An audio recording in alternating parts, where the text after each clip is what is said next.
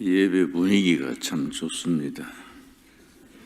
전홍섭 장로님께서 두레마을에 오셔서 6개월 봉사하셨는데 하도 성실하게 부지런히 섬기셔서 우리 두레마을 식구들이 감동을 했습니다. 그래서 내가 그 답례로 미국 온 걸음에 한번 설교하겠다. 내가 자청해서 왔습니다. 예. 요즘 새로 등장하는 학문 중에 지정학이라고 있습니다. 지정학. 지정학은 지리학과 정치학을 합친 학문이 지정학입니다. 미국의 지정학자 중에 세계적으로 유명한 분이 브루스 존스 박사, 토마스 라이트 박사가 있습니다. 금년 봄에 중요한 논설을 쓰기를 코로나 팬데믹 이후로 또 러시아 우크라이나 전쟁 이후로 세상은 어떻게 변할 것인가, 거기에 대한 중요한 글을 썼습니다. 코로나 팬데믹, 우크라이나 전쟁 이후 세계는 어떻게 변할까? 중요한 문제지요. G7 시대가 지나가고 브릭스 시대가 지나가고 거처 시대가 올 것이다. 그 글의 요지입니다. G7은 동양의 일본, 서양의 6나라 합쳐서 세계를 이끌어가는 선두국가 7국가를 G7이라 합니다. 그 시대가 지나간다는 겁니다. 브릭스는 B는 브라질, R은 러시아, I는 인디아, C는 차이나, S는 사우스 아프리카, 남아프리카 공화국. 그 시대가 지나간다는 겁니다.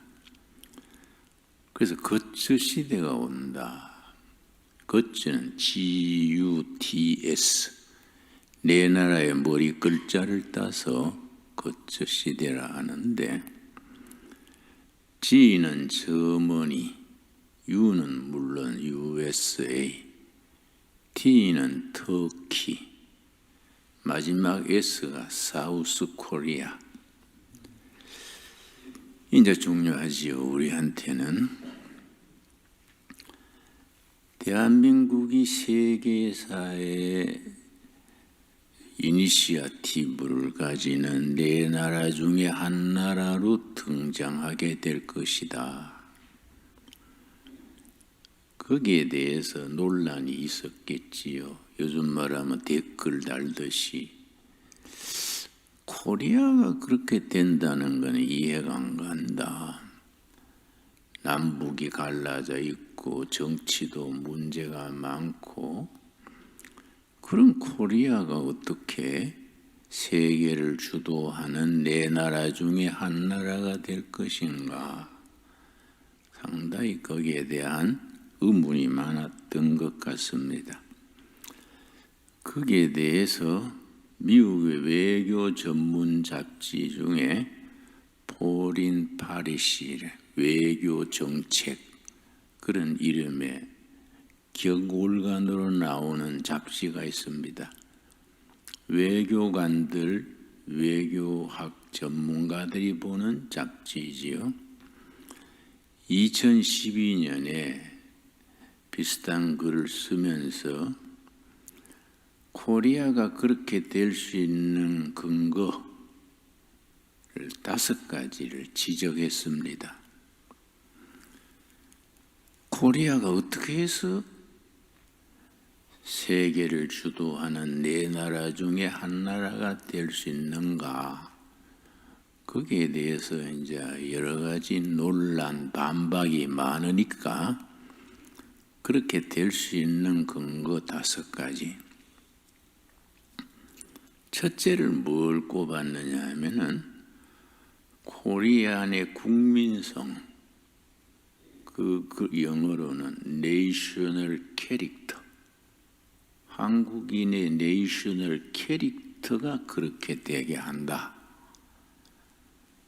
특별히 국민성 중에 2가지를 지적했습니다. 첫째는 한국인은 부지런하다, 근면. 둘째가 중요한데요, 열정, 패션. 세계 어느 민족의 어느 국민에 비해서 한국인들은 가슴이 뜨겁다, 열정이 있다. 뭔 일을 하면 죽게 아니면 까무러치는 길. 미국 이민을 와도 소수민족 이민 국민 중에 제일 빠르다 그래요. 집도 빨리 사고 가게도 빨리 열고. 그 한국인의 열정이 그렇게 만든다. 일리 있는 얘기지요. 2번째 뭘 지적했냐면은 한국인의 교육열. 그건 우리가 다 스스로 인정하는 바지요. 3번째가 이제 한국인의 하이테크 나라지, 기술이죠. 기술.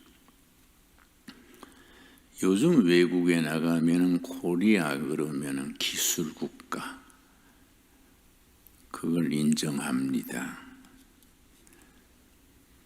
반도체, 조선, 제철, 가전제품, 더구나 원자력 기술.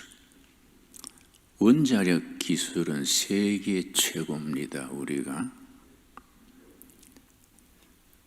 그래서 원자탄을 우리가 서울대학 원자력과 교수 말에 의하면 정부가 인정해주고 1조만 밀어주라. 6개월 만에 원자탄 20개를 만들어낼 수 있다.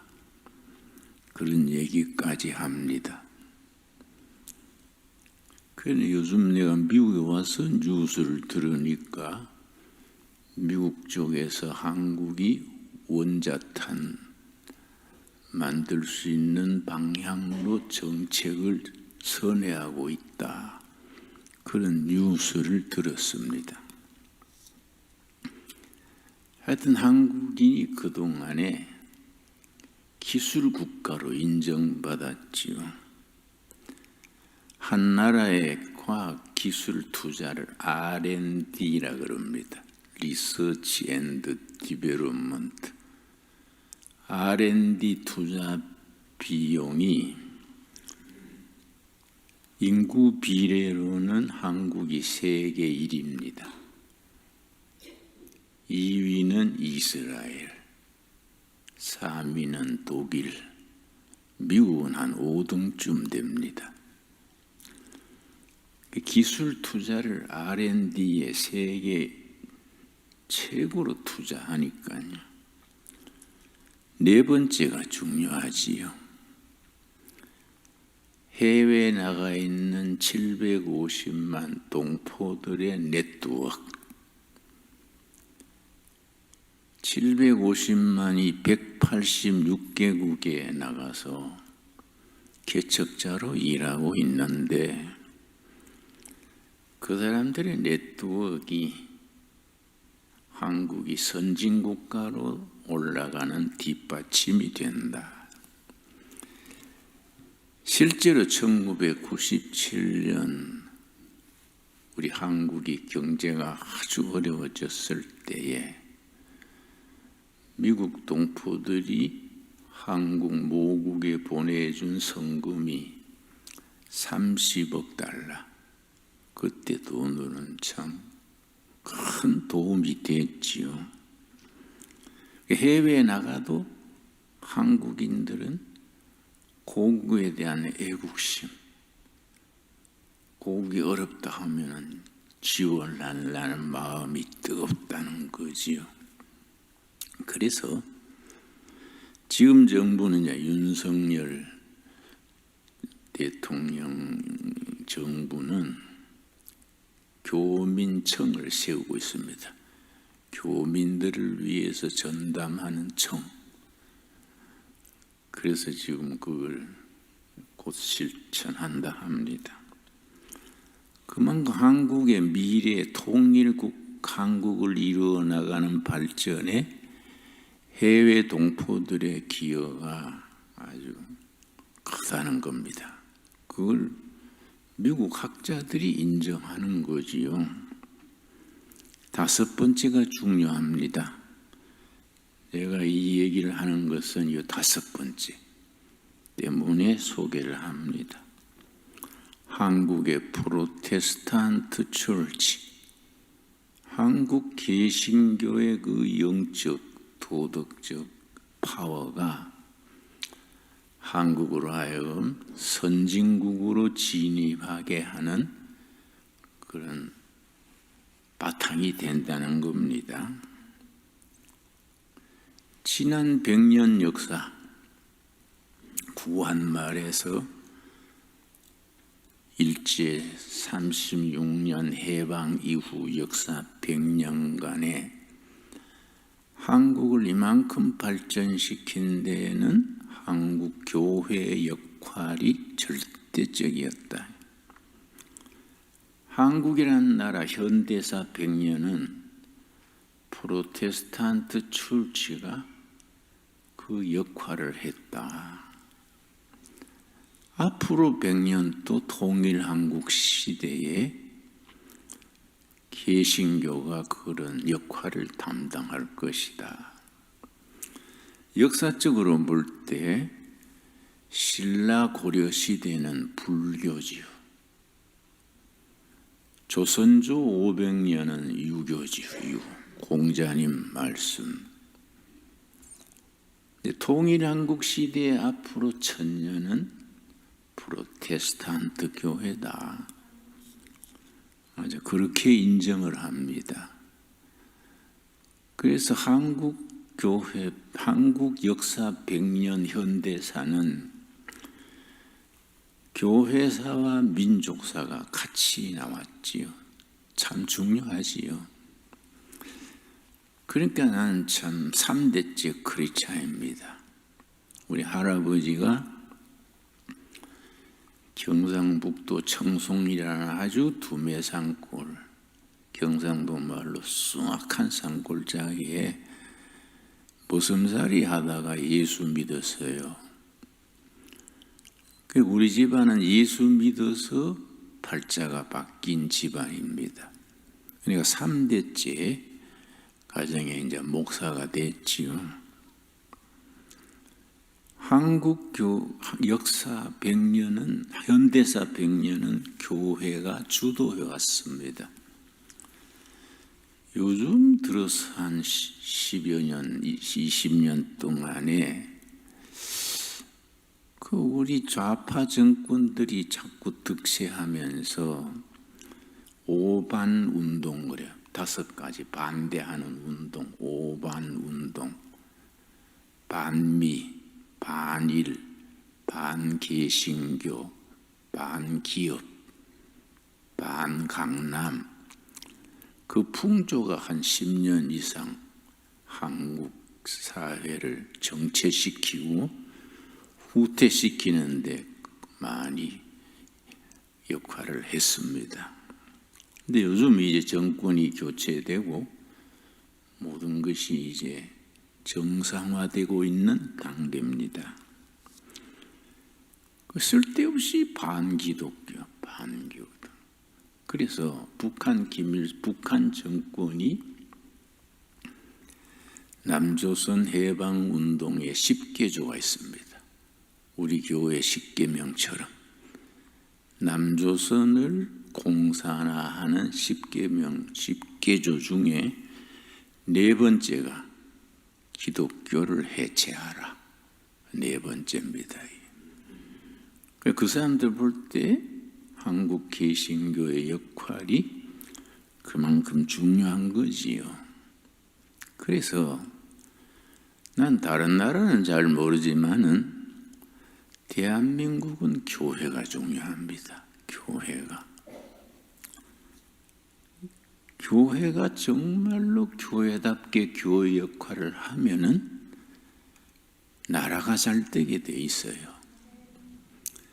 그러니까 우리 교회들은 거기에 대한 미션 마인드, 그 도전 정신, 사명감을 가져야 되지요. 그럼 우리가 스스로 반문해야지요. 어떤 교회냐? 교회가 그렇게 중요하고 세계 석학들이 그걸 인정을 하는데 외교 정책이라는 파리시라는 잡지는 뭐 기독교 잡지도 아니고 외교 전문 잡지에서 한국이 앞으로 통일한국, 선진한국이 되는 데에 개신교의 역할이 절대적이다. 그렇게 인정하는 거니까. 그럼 어떤 교회가 돼야 되냐? 어떤 교회? 우리가 해외에 나와 있던 한국 안에 있던 우리 코리안 크리스찬들은 이 문제에 대해서 진지하게 생각해야 되지요. 우리가 그렇게 중요한 교회인데 제대로 교회를 세워가고 있냐? 쉽게 말해서 내가 지금 예수를 제대로 믿고 있냐? 우리 교회는 예수님이 기뻐하시고 백성들이 박수치고 미래의 대한민국 역사를 책임질 만한 그런 내용 콘텐츠를 갖추고 있냐? 깊이 생각해 봐야지요. 특별히 미주 사회는 교회 중심 아닙니까? 미주 동포 사회는 교회가 중심이니까 참 중요하지요. 여러분, 그래서 제가 오늘 1부, 2부 예배 본문을 사도행전을 내가 본문으로 택했습니다. 사도행전을 잘 읽고 사도행전을 온몸으로 익혀서 체득, 온몸으로 익혀서 사도행전적인 교회를 세운다는 것, 교회의 본질을 회복하고 교회다운 교회가 되는 데에 기본이라 하겠습니다. 온누리교회를 세웠던 하용주 목사가 내가 신학교 후배고 참 친하게 지냈는데 온누리교회 하용주 목사가 늘 그걸 강조했습니다. 사도행전을 다시 써나가는 교회가 되자. 사도행전적인 교회를 세우자. 사도행전 28장으로 이루어져 있는데 28장으로 끝난 게 아니다. 29장, 100장 계속 써나가는 교회가 돼야 된다. 그래서 하영주 목사는 온누리교회는 사도행전을 써나가는 교회가 되자. 그걸 강조했었습니다. 사도행전을 성령행전. 초대교회의 성령께서 사도들을 통해서 역사하신 기록이 사도행전이니까 이 사도행전을 영어로는 액트. 아마 그게 액션하고 좀 통하겠지요? 성령께서 초대교회 사도들을 통해서 어떻게 액션하셨냐? 앞으로도 지금 또 앞으로도 성령께서 교회를 통해서 어떻게 액션하시느냐? 그런 관점에서 생각하면 사도행전이 참 중요하지요. 사도행전의 핵심되는 구절이 그걸 키워드 그래요. 사도행전의 키워드가 1장 8절, 아까 읽은 본문입니다. 1장 8절 제가 읽겠습니다.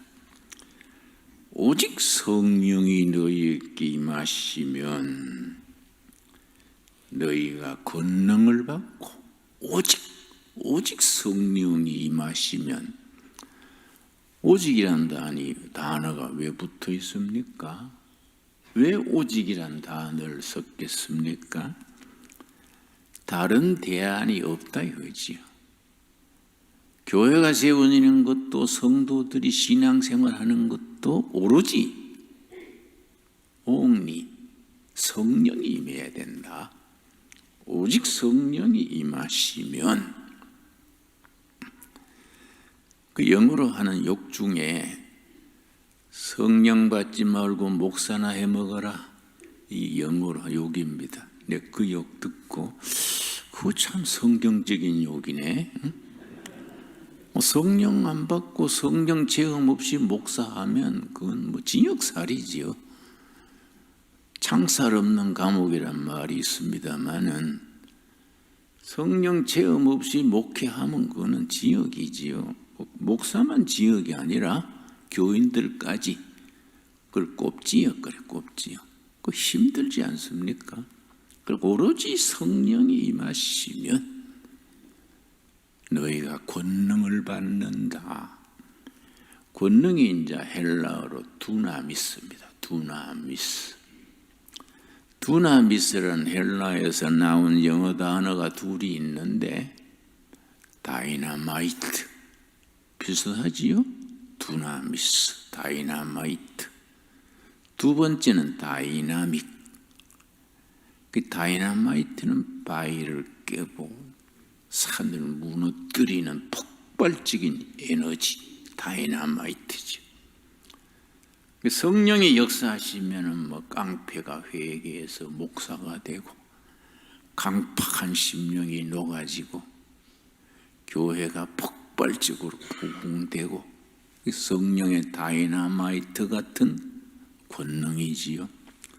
반면에 다이나믹은 어린아이가 자라듯이, 나무가 자라듯이 보이지 않게 자라는 파워, 이 다이나믹이지. 합쳐서 성령 충만이죠. 순복음교회나 이런 교단은 좀 다이나마이트 쪽이지요. 우리 장로교, 감리교 이쪽은 좀 다이나믹 쪽이지요. 그러나 합쳐서 성령 충만 아니겠습니까? 성령 받아가지고 두나미스 권능을 받는데, 그 권능은 크게 네 가지입니다. 여러 가지 말할 수 있죠. 10가지, 20가지 말할 수 있겠지만은, 대표적으로 우리가 성령 받아서 두나미스를 받으면은 그 권능이 네 가지요. 첫째는 구원받게 하는 능력. 땅의 자녀가 하늘의 자녀로 변화되게 하는 능력. 거듭나게 하는, 본의계인 되게 하는 능력이지요. 둘째, 병든 자, 상처받은 자, 그 사람들이 치료되고 회복하는 능력이지요. 중요하지요, 여러분. 예수님 당시는 물론이지만은 초대교회 베드로, 야곱, 바울 계속해서 교회는 병 낫는 역사가 이어져 왔습니다. 예배가 진정으로 드려지는 곳에는 치유, 회복의 역사가 일어나게 되어 있습니다. 세 번째가 이제 낙심하는 사람, 좌절하는 사람에게 희망, 용기를 주는 능력이지요. 아무리 경제가 어렵고 불경기고 삶이 고단해도 성령의 능력 받으면 희망을 가지는 거지요. 제기할 수 있는 용기를 가지는 거지요. 내가 시골에서 목회를 오래 했었는데요. 농민들 돕는다고 돼지단지, 소단지, 뭐 이런 축산단지 하다가 실패를 했어요. 그 빚더미에 앉았습니다. 교인들이 낙심을 해가지고 뭐 교회가 뭐 쑥밭이 됐어요. 뭐 시골에 한 300명 모였었는데 막 몇 달간 막 빚더미에 빚쟁이들한테 시달리니까 교인들이 뭐 20명 이하로 내려가더라고요. 완전히 뭐 문 닫게 됐었지요. 그래 교인들이 하도 낙심하길래 내가 한번 그랬습니다. 예배 시간에 여러분 손을 다 들어보세요. 다 손을 들었지요. 목을 만져보세요. 그거는 하고 교인들이 목을 다 만졌지요. 목이 붙어 있지요. 목이 붙어 있으면 희망은 있습니다. 여러분 손을 가지고 코에 한 손을 대보세요. 숨이 들락날락 하지요. 숨 쉬고 있으면은 희망은 있는 겁니다. 그러니까 교인들이 아멘 했지요. 예배 마치고 나가면서 교인들이 그러더라고요. 목 붙어 있지? 에? 숨 쉬고 있지? 희망은 온대. 굉장히 용기를 얻었어요. 어떤 좌절, 어떤 실패에도 우리가 성령께서 우리에게 희망을 주시는 거예요. 다시 도전할 수 있는 용기를 주시는 거이지요. 얼마나 감사한 두나미스입니까? 네 번째가 이제 중요하지요. 역사를 만드는 두나미스. 역사를 변화시키는 히스토리 체인징, 히스토리 메이킹 두나미스. 그러니까 우리가 기독교 복음은 항상 미래의 희망을 얘기하지 않습니까? 성령의 권능이 임하면은 세속 역사가 변화되는 거지요. 역사를 변화시키는 거지요. 여러분, 그 오직 성령이 임하시면은 권능을 받고 두나미스를 받고 예루살렘과 유다와 사마리아와 땅 끝까지 내 증인이 되리라 했는데, 증인이 이제 헬라어로는 이제 말투리아라는 단어입니다. 말투리아, 증인. 말투리아에서 나온 영어 단어가 마터, 순교자예요. 순교자. 말투리아, 마터. 비슷하지요? 초대교회는 예수를 믿고 전하는 자체가 순교로 갔으니까요. 사자밥이 되고 십자가에 처형당하고, 그래서 순교란 말과 증인이란 말을 같이 쓰게 된 거지요. 그런데 지금 그런 시대가 아니지 않습니까? 한국에서 미국에서 뭐 전도한다고 감옥 가는 것도 아니고 뭐 그렇게 순교자가 될 상황이 아니지요. 그럼 우리는 순교는 없어졌냐? 내 생각은 일상생활 속에서 정말 순교자적인 그런 삶을 산다는 것, 이게 참 중요하지요. 평범한 미국 이민 생활, 한국에서의 생활에서 순교자적인 각오와 다짐을 가지고 성도로 삶을 산다는 것, 참 중요하지요. 그 성령이 언제 임했느냐? 사도행전 2장 1절입니다. 사도행전 2장 1절 말씀. 오순절날이 이미 이름에 그들이 다 같이 한 곳에 모였더니, 올리브 가수원 산에서 예수님 성천을 마중하고 120여 명이 이제 마가 다락방에서 합심 기도하고 있었는데 성령이 임한 거예요. 오순절이 이름에 뜨겁게 기도하고 있었는데 2절이 중요합니다. 2절. 호련히 하늘로부터, 이 기독교의 핵심이죠. 하늘로부터. 난 대학 시절에 종교 철학을 공부했는데요. 세계 종교가 한 3,000가지가 됩니다. 대충 다 해서. 3,000가지 종교 중에 둘로 갈라져요. 땅에서 하늘로 올라가는 종교, 하늘에서 땅으로 내려오는 종교. 땅에서 하늘로 올라가는 종교를 수행종교 혹은 자연종교 그래요. 하늘에서 땅으로 내려오는 종교를 계시종교, 은혜종교라 그럽니다. 지상에서 영원으로, 이게 이제 하늘에서 땅에서 하늘로가 지상에서 영원으로.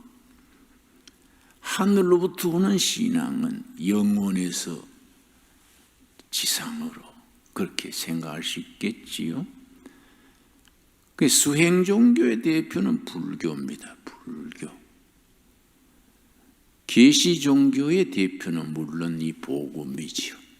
그래서 하늘로부터, 이 참 핵심입니다.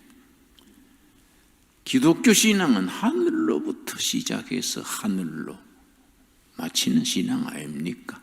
그런데 교회가 은혜가 떨어지고 성령 역사가 시들어지면은 자꾸 땅에 얘기하는 거예요. 하늘로 오는 그 능력, 계시, 파워는 약해지고 교인들이 모여가지고 뭐 땅의 얘기만 하니까 시끄럽고 말 많고 예수 믿는 게 복잡해지지요. 호련히 하늘로부터 급하고 강한 바람 같은 소리가 있어 그들이 앉은 온 집에 가득하며 마치 불의 혀처럼 갈라지는 것들이 그들에게 보여 각 사람 위에 임하여 있었다. 각 사람. 영어 성경은 each person. 오순절 성령이 임해가지고 모인 무리 전체 위에, 그러고 각 사람 위에. 지금도 마찬가지지요. 성령의 역사가 교회 전체 위에, 세리토스 한인교회 전체 위에 성령이 임재하시고 또 한 사람 한 사람, 한 가정 한 가정 성령의 역사가, 불같은 역사가 뜨겁게 역사해야지요. 이 교회 생일 아닙니까? 교회 생일. 사도행전 2장 1절에서 4절 이 본문이 교회 생일이지요. 그래서 교회가 시작이 됐는데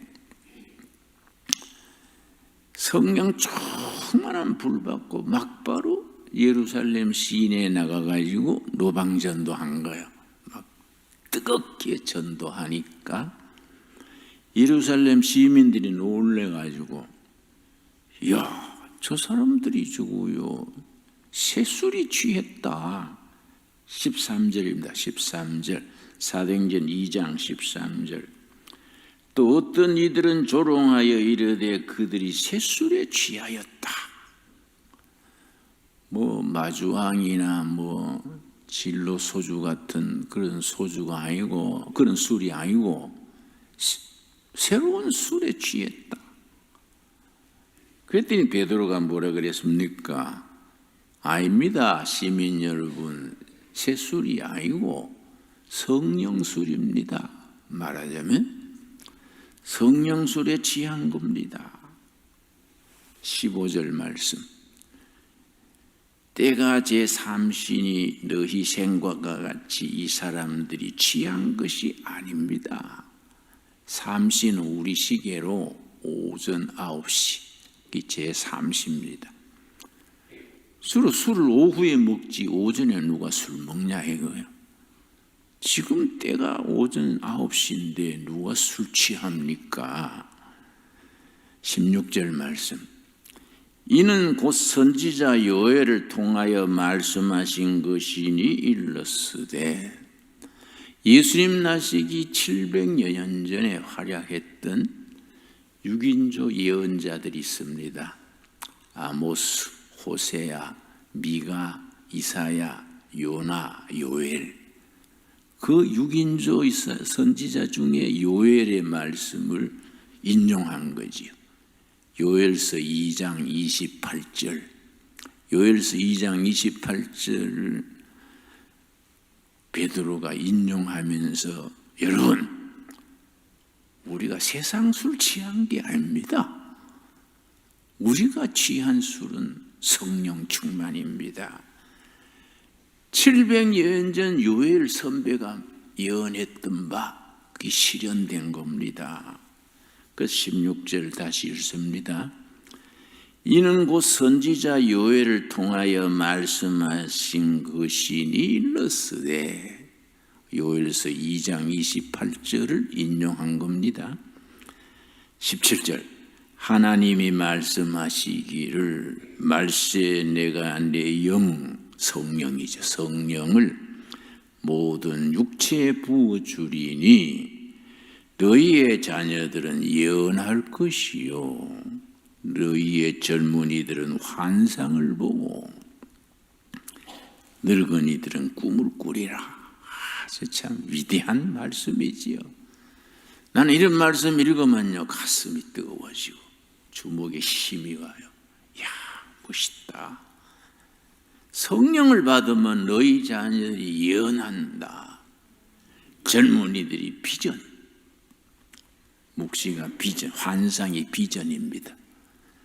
성령을 받으면은 너희 자녀들이 예언을 하고 젊은이들이 비전을 보고 늙은이들이 꿈을 꾼다. 꿈꾸는 늙은이. 그래서 우리 동두천 두레마을에 실버타운 230세대 지금 건설하고 있는데, 마을 이름이 꿈꾸는 마을이에요. 꿈꾸는 마을 두레 시니어 타운. 근데 참 이상하게 미국에서 전화가 많이 오더라고요. 그 동네 들어가고 싶습니다. 뭐 이렇게. 왜냐? 60세 이상 은퇴한 늙은이들이 모여서 꿈을 꾸자예요. 사도행전 2장 17절 말씀처럼 성령이 임하면 너희 자녀들이 예언한다. 너희 늙은이들이 꿈을 꾼다. 젊은이들이 비전을 본다. 여러분, 예언에 대해서 오해들 합니다.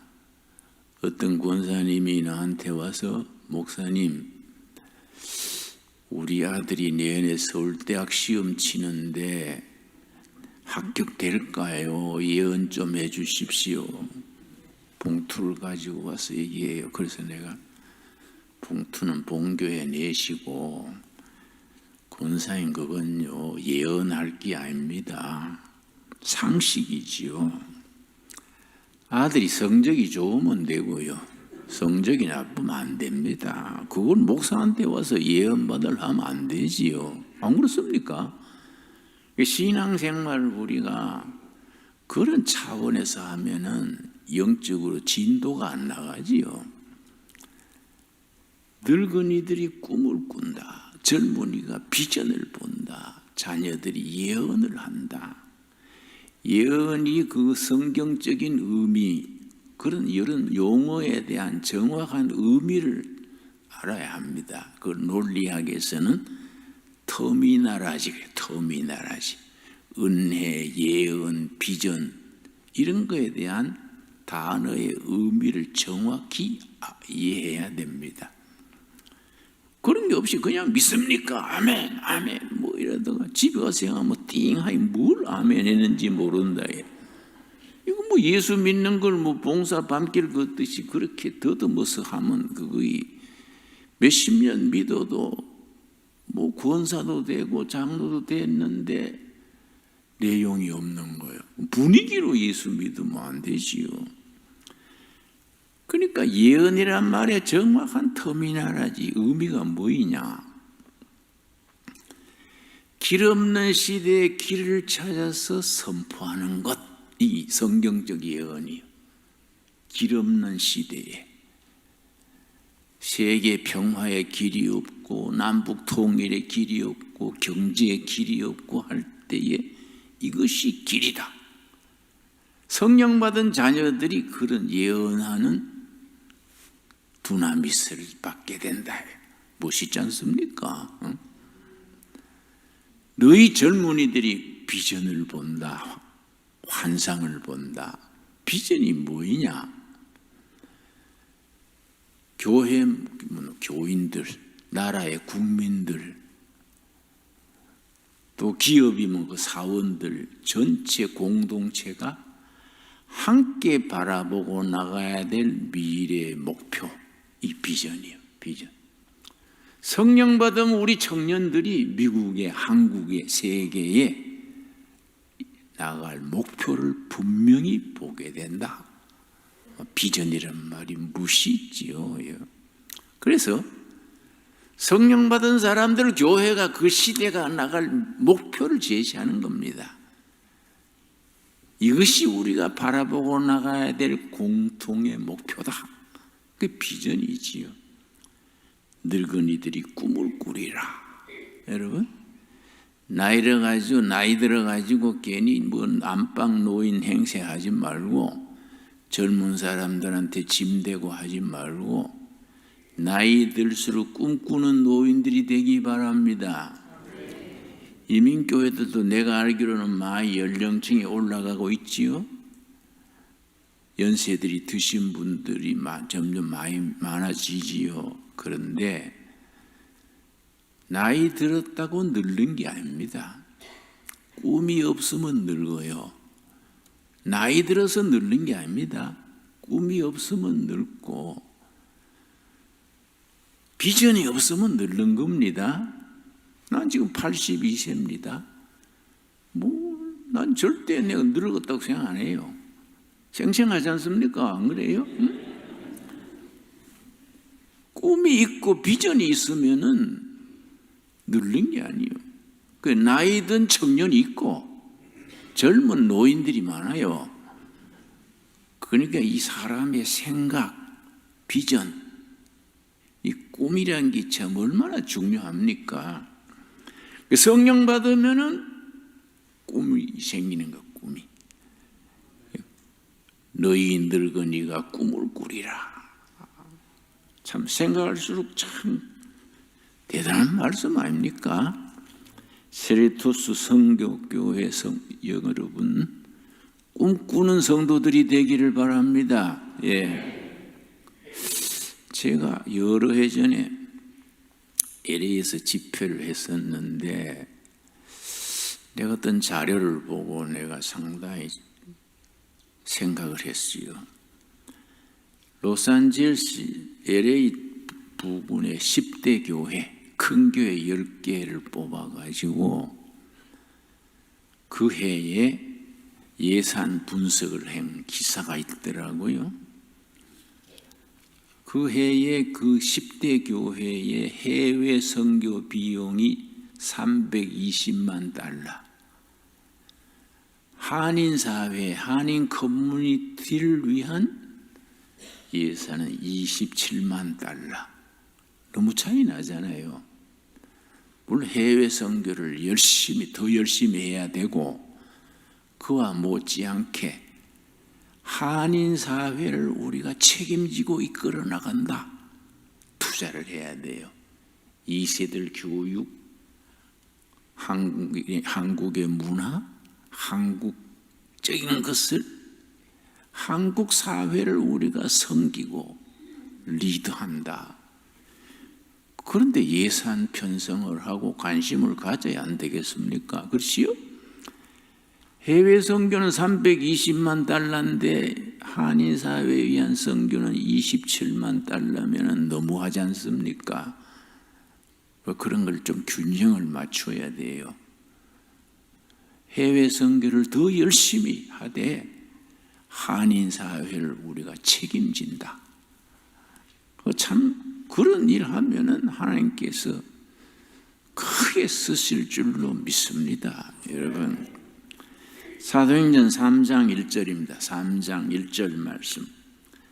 오순절 성령 충만해서 아주 뜨겁게 됐는데 예루살렘 시내에 가서 전도하다가 기도 시간에 성전에 올라갔습니다. 3장 1절 제9시 기도 시간에, 9시는 오후 3시 기도 시간에 베드로와 요한이 성전에 올라갈새, 베드로 요한이 이제 기도 시간에 노방전도 하다가 예루살렘 성전에 기도하러 올라가는데 2절 나면서 못 걷게 된 이들을 사람들이 메고 오니 이는 성전에 들어가는 사람들에게 구걸하기 위하여 날마다 미문이라는 성전 문에 두는 자라. 선천성 장애인 남현사 안준뱅이가 미문, 성전 문이 12인데 문마다 이름이 있습니다. 비우티 도화, 아름다울 밑자입니다. 미문 앞에 남현사 안준뱅이가, 그때는 뭐 복지가 없던 시대니까 뭐 안준뱅이가 살 길이 없으니 미문 앞에서 구걸하는 걸, 한 푼 줍시오 이렇게. 3절 그가 베드로와 요한이 성전에 들어가려 함을 보고 구걸하거늘 베드로가 요한과 더불어 주목하여 이르되 우리를 보라. 베드로가 그 안전뱅이를 보고 딱 필이 꽂힌 거예요. 딱 꽂혀가지고 우리를 보시오. 그러니까 안전뱅이가 돈 한 푼 줄라는가 해서 쳐다봤지요. 뭐 만원, 우리 뭐 10불, 많이 주면 20불, 뭐 5불 그리 주지 않습니까? 돈 한 푼 줄라는 거에서 베드로를 쳐다봤습니다. 5절 그가 그들에게 무엇을 얻을까 하여 바라보고는 6절이 요점입니다. 6절 지금 한국에 있는 교회나 미주에 있는 교회나 사도행전 3장 6절을 실천하는 교회가 돼야 돼요. 3장 6절이 너무너무 중요한 거지요. 베드로가 이르되 은과 금은 내게 없거니와. 옳은 말씀이지요. 교회가 뭐 돈 자랑하는 데 아니지 않습니까? 우리 교회가 은과 금은 없지만은 교회가 뭐 구제도 하고 복지도 하고 뭐 통일운동도 하고 뭐 해야 될 일이 많지요. 그러나 교회의 본질이 뭡니까? 본질. 가장 중요한 본질이 뭡니까? 구제운동, 인권운동, 복지운동. 응? 나는 미국 교회가, 미국 PCA 장로교회가 내 총회 얘기 듣고 글쎄 그런 걸 왜 시간 보내냐, 동성애가 맞냐 안 맞냐 그런 걸 가지고 장로교 총회를 하고 그거 가지고 뭐 갈라지고 해서 참 멍청하다 멍청해. 코제이들 왜 그러냐. 응? 그게 뭐 그걸 총회에서 동성애가 맞냐 안 맞냐 그걸 따질 시기가 아니지 않습니까? 온 세계가 지금 중병에 걸려서 허덕이는데 무슨 목사들이 모여가지고 동성애를 할 거냐 말 거냐 참 여러 가지다. 응? 왜 그런 데 시간 보내고 에너지를 보내냐 이거예요. 응? 교회 본질이 있잖아요. 본질. 은과 금은 내게 없지만은 내게 있는 것을 너게 주노니 나사렛 예수 그리스도의 이름으로 일어나 걸어라 하고 오른손을 잡아 일으키니 발과 발목이 곧 힘을 얻고 뛰어서서 걸으며 하나님을 찬미했다 그랬습니다. 바로 이거 아닙니까? 여러분, 우리 교회가 가진 게 뭡니까? 은과 금은 우리 교회가 없지만은 우리 교회가 가진 거, 베드로 때부터 지금까지 앞으로도 예수님 오실 때까지 교회가 가진 거, 가장 중요한 거, 본질이 뭡니까? 나사렛 예수 그리스도의 이름으로 걸으시오 하고 손을 잡아 일으켰더니 발목이 힘을 얻고 뛰어서서 걸으며 하나님을 찬미했다. 굉장하지요. 굉장하지요. 난 사도행전의 이런 부분이 너무너무 좋아요. 너무너무. 은과 금은 내게 없지만은 내가 가진 것들입니다. 나사렛 예수 그리스도의 이름으로 걸으시오 하고 손을 잡아 일으키니 발목에 힘을 얻고, 예수 그리스도의 이름, 어떤 이름입니까? 생명이신 이름, 진리 되신 이름, 그 위대한 미래를 주시는 이름이죠. 이름. 예수의 이름으로 걸으시오 하고 손을 잡아 일으키니 발과 발목이 힘을 얻고 뛰어서서 걸으며 하나님을 찬미하는 역사. 위대한 사건이지요.